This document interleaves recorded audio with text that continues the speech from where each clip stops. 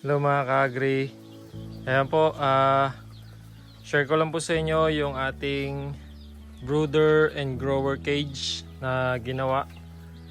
So ito po yung setup natin. Ayan, ang sukat nito mga ka-agri ay 4x8. 4 feet by 8 feet. Ayan. So sukat lang po yan ng plywood. Ayan, ito ang ginawa natin mga ka-agri ay yung side lang at saka yung kabilang side naka plywood, tapos yung likod plywood din. Tapos yung ilalim niyan mga ka-agri ay green screen na rin na 1/2 yung butas. So ayan, kung nakikita nyo may plastic, nilagyan natin ng plastic, tapos may rice hull yan bago yung newspaper natin, yung dyaryo natin. Tapos sa taas mga ka-agri, ayan, screen na din, pati dito sa harap screen na din. Tapos ito yung pinakapinto niyan mga ka-agri, ayan, inaangat lang. Tapos ito may mga temperature na tayo dito para ma-monitor natin yung init sa loob ng brooder. Ayan, 34. So yan yung kailangan na init. So hindi na tayo nagbukas ng ilaw at saka ng heater kasi mainit yung panahon ngayon, sobrang init, kaya ayan, makakasave tayo sa kuryente. Pero pag pinaandar natin yan mga ka-agri, automatic to yung heater natin kasi meron tayong ganito temperature controller. Ayan, ito po yun. So pag pinaandar natin mga ka-agri, yan, pag in-switch natin ng ganyan, ito yung heater natin. Ang gamit nating heater, ceramic bulb. So dito lang sa side na to yung meron, dito sa kabila wala. So para yung mga sisiyo na nalamigan, pupunta lang sila dito sa mainit. Yung iba naman na ayaw ng masyadong mainit, dito sila sa walang ceramic bulb. Ito yung temperature controller natin na pag pumalo to ng 34, mag-automatic siya, mamamatay yung mga heater natin. Pag bumaba naman to ng 32, automatic din mag-under yung mag-iinit yung ating ceramic bulb. Ayan. Tapos yan yung setup natin, papakita ko sa inyo.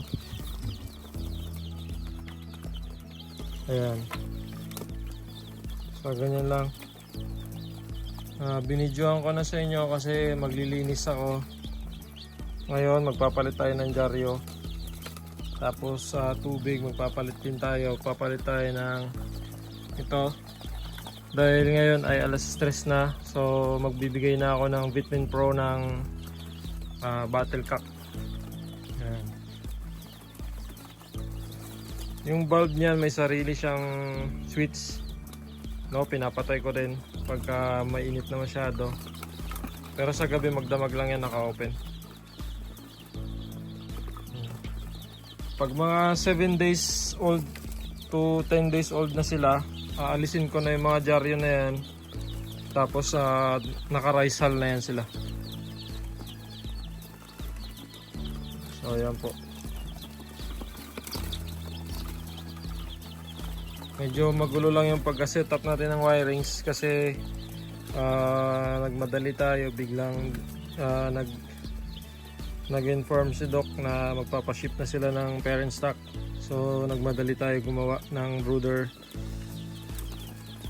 So ayan po yung ating mga parent stock,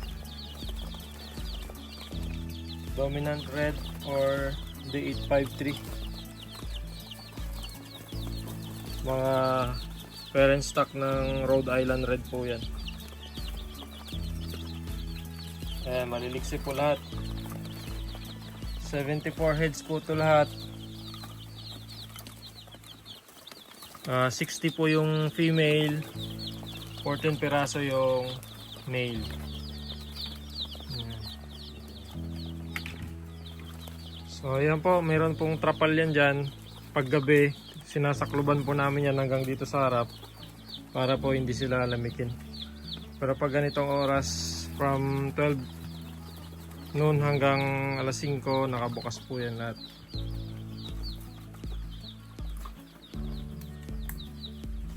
Yan, patayin muna natin yung ilaw kasi mainit. So ito po yung ating temperature para nakikita natin yung init dito sa loob ng brooder. Ayan, oh. Nakikita nyo 35. May init talaga. So yan lang po mga ka-agri.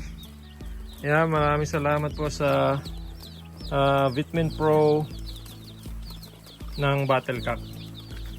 Bago ko makalimutan mga ka-agri, yung feeds pala na binibigay natin, ito. Ayan. Bimig po. Naka-bimig po tayo, Integra 1000. Yan po yung quality feeds na kailangan na binibigay natin sa ating mga manok.